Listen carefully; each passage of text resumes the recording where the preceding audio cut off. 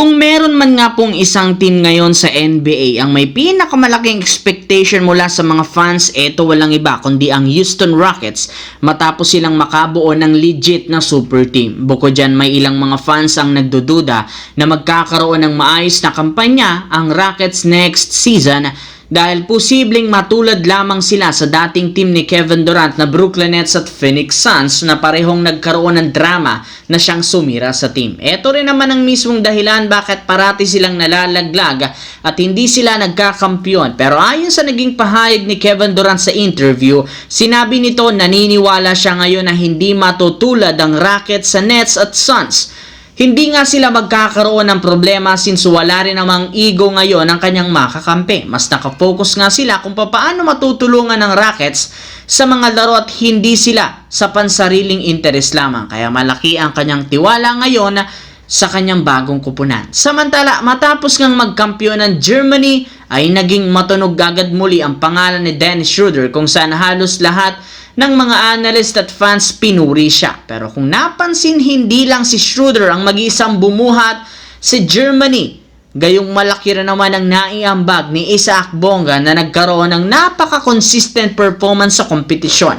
Kaya hindi na nakakagulat bakit ibinulgar ni Mark Stein na meron nga pong mga team sa loob ng liga ang nagbigay interes sa kanyang serbisyo. Isa lang naman nga itong 25 years old, 6'8" wingman na huling nakapaglaro sa Toronto Raptors taong 2022. Nakapaglaro rin naman ito sa team ng Lakers at Washington Wizards. Pero sa kabila ng nagsilabasang espekulasyon ay kinumpirma pa rin ni Bonga na committed pa rin siya sa kasalukuyang team nito sa Europe kung saan meron nga siya ditong natitirang kontrata. Subalit kung sakaling magustuhan ito ang iaalok sa kanyang kontrata ng mga NBA teams, magpapa-buyout nga ito at handang bumalik sa NBA. Sa kabilang banda, hanggang ngayon, sinisika pa rin ng Golden State Warriors na bigyan ng contract extension si Jonathan Kuminga upang manatili sa lineup.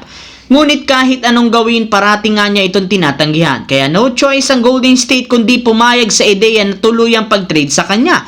Sa katunayan, base sa balita, bukas pa rin ang pintuan ng Golden State na i-trade si Kuminga sa New Orleans Pelicans para makuha ang kanilang target na si Trey Murphy III na available pa rin sa trade market. May ilang mga miyembro ng front office ng Golden State ang gustong-gusto ang potensyal ni Murphy sa loob ng court at naniniwala sila magkakaroon ito ng malaking ambag at impact kina Stephen Curry at Jimmy Butler. Babagay rin naman ito sa laruan ni Coach Steve Kerr bilang isang spot-up shooter gamit ang kanyang laki at isa rin naman itong mahusay na rebounder, defender na siyang makakatulong ng husto sa game plan na gagawin at plano ni Coach Steve Kerr sa kanilang bagong kampanya.